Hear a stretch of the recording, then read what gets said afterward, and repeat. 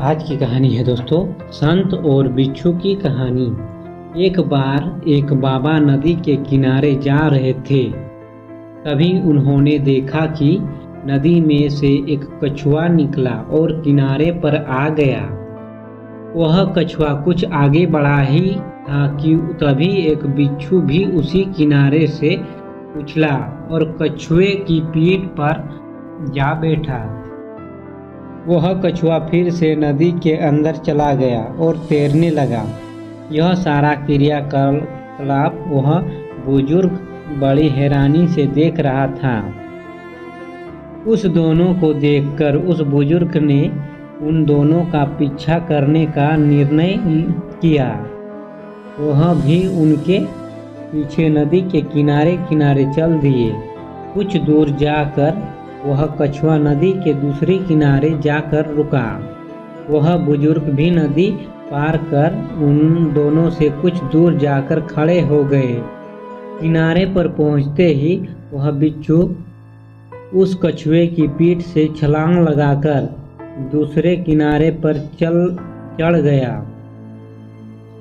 और आगे चल दिया। वह बुजुर्ग फिर से उस बिच्छू का पीछा करने लगे। आगे जाकर देखा तो एक संत प्रभु आराधना में आंखें बंद किए बैठे थे। उन संत को अपने आसपास की कुछ खबर ही न थी। वह बिच्छू धीरे धीरे उन संत की ओर ही बढ़ रहा था।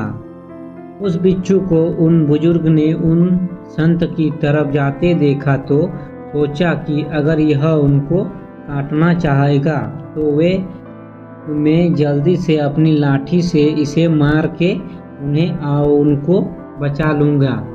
किंतु ज्यों ही वह कुछ आगे बढ़े उन्होंने देखा कि दूसरी ओर से एक बहुत बड़ा जहरीला सांप तेजी से उन संत की ओर बढ़ा आ रहा है।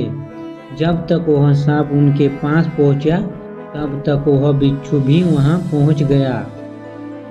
ज्यों ही उस सांप ने उन संत को ढसना चाहा त्यों ही वह बिच्छू उस सांप के पास जाकर उसको अपना डंक मार दिया।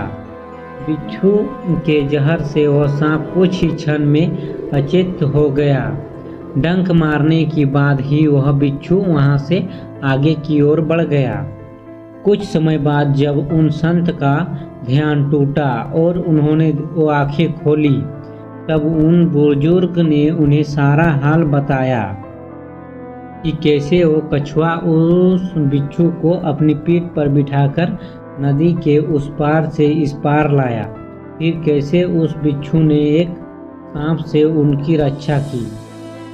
उन संत ने उस अचेत पड़े उस सांप को देखा। उस बुजुर्ग की सारी बातें सुनकर उन संत की आंखें आंसुओं से भर गई।